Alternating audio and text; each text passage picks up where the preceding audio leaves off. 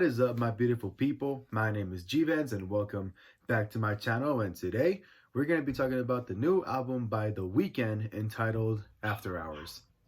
And once again, I find myself asking, what fucking phase is this man going through? Like, did y'all see that fucking haircut? Like, what the fuck? This is The Weeknd's fourth studio album, which comes to us about a year later since 2018's My Dear Melancholy, which that one was a very uplifting album, no sadness whatsoever, and I definitely did not spend most of my time in 2018 just playing that album over and over again and just crying all night, because I don't cry.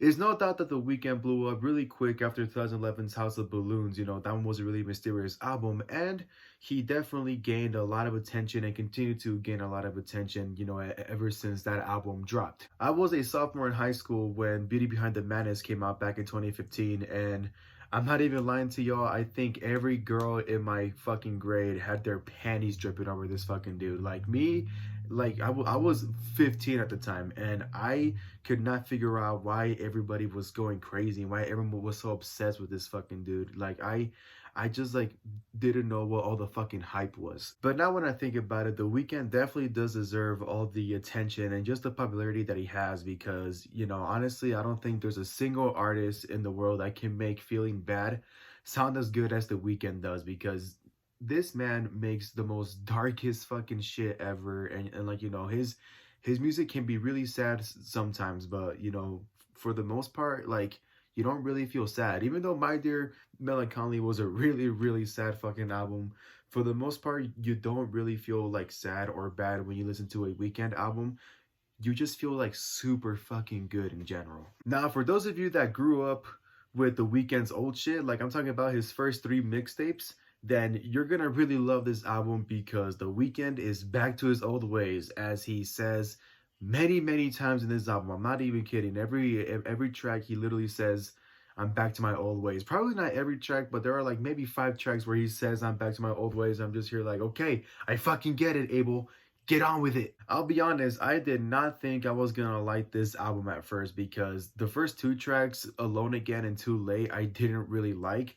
It's not because I think they were like garbage or they just like weren't like as good, you know. I just like felt that it wasn't like a good like starter for me, at least, you know. Maybe I'm just being a little bitch, and maybe I need to like go back and listen to the whole album a second time just to like, you know, get like a good feel on it. But for the most part, I did not really care for the first 2 tracks, and, you know, I almost like found myself pausing the album and just saying, I don't think I'm gonna like this one that much. And then that 3rd track entitled Hardest to Love came on, and, you know, that one personally hit me right here, and I was instantly hooked for the rest of the fucking album. And I'm gonna be honest, I think this might be like one of my new favorite albums that The Weeknd has dropped in a while, which I guess is kind of bold to say, because I've been talking to a few of my friends about this album, and a lot of them have told me that, like, they don't think the album is bad. They just don't feel it is as good as like obviously the first 3 mixtapes, and obviously, like, you know, the past albums, like, you know, Kissland and Beauty Behind the Madness and Starboy and shit like that. So, you know, for them, this album doesn't really like stand out to them. Personally, besides the first 2 tracks that I didn't like, the rest of the album is fucking great in my opinion. You know, the production value is very fucking different than a typical Weeknd album. Like, I feel like this man spent most of his time fucking like seeing a bunch of 80s movies and was like paying really close attention to the music in the 80s, and was just like, you know what, I want to make an 80s styled album, because that's exactly what this fucking album is. It's a fucking 80s styled album. I kind of feel that I can't even categorize this album as an R&B album, because honestly, even though there are a lot of aspects to this that make it sound like a typical R&B album, it really isn't. You know, it kind of feels like The Weeknd like managed to make his own like R&B genre, because it just like it just sounds super fucking different. Like I promise you, it is like, it's the kind of album that you like have never heard before. Like, it's the kind of music that you never heard before. It's like that new shit that we've all been fucking waiting for. The reason why this album stood out to me is because every track on this album sounds different, and they don't sound the same. You know, I did not know what to expect as I kept going to every track, and honestly, as I kept going and going, the album kept getting like better and better for me. And honestly, just a lot of the songs here are super fucking memorable, and I have no doubt that this will probably be one of the greatest albums of the decade. I really loved how every song on this album had its own sort of style and its own vibe. Like there were some songs that had that sort of like dubstep sounds, so some of them had that techno, jumpy sound, some had drums, some had bass, it was just a whole like mix of everything. And I just really love the overall style that The Weeknd was going for. This whole album just sounds like a fucking soundtrack to an 80s movie, which honestly, if someone were to make a fucking movie with this album as a soundtrack, I would totally watch it just to hear this fucking soundtrack.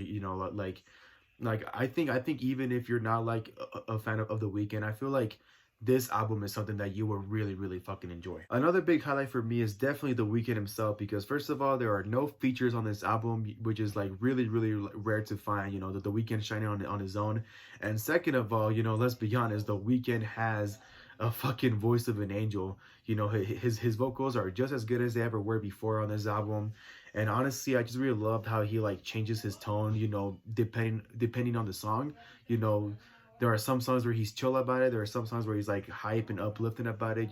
I just really love like the overall improvement that The Weeknd had on his vocals. And not to mention, his storytelling is pretty dope. This whole album is The Weeknd telling the story of pretty much himself fighting his demons while he goes down a really like sinful path of sex, drugs, violence, alcohol, just as he tries to like find peace and finally like deal with the demons that he's been like dealing with for a very, very long time. And finally, that ending track entitled Until I Bleed Out is, in my opinion, the perfect and fucking beautiful conclusion to this whole album, because to me, it just seems that The Weeknd has finally found the peace that he's been looking for his whole life. And I have no doubt that with this new peace that he found, he is going to make a bunch of new and obscure shit like this album. And I honestly can't fucking wait for it. I think at this point we have no idea what to expect from The Weeknd if he does make another album, which I personally don't care, because I really love when an artist like makes me not know what to expect.